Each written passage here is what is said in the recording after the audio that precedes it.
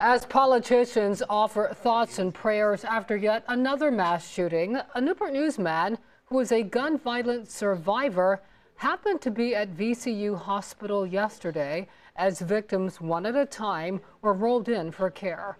Bertrand was shot 8 years ago.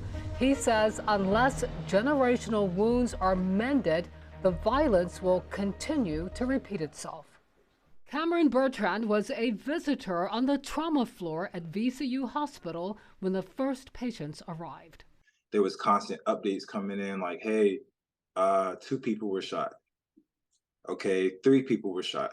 4 people were shot. 5 people were shot. The numbers just kept going up. One gunman, 2 fatalities, and an entire community horrified after another mass shooting. That a day that was meant to be remembered forever for a great reason will now be a traumatic experience for thousands of people for years to come, even for people who weren't even at that graduation. Bertrand, the CEO of Violence Intervention and Prevention, was shot in the leg in 2015.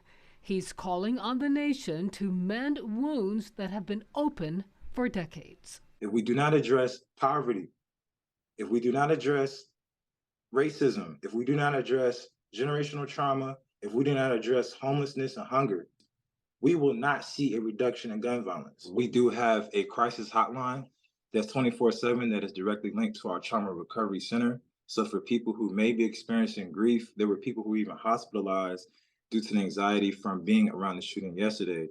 So for people who need to reach out to us, the phone number is 757-945-0456. Our email is endgunviolence.va@gmail.com. If you missed that information, we will have it for you this evening on wavy.com.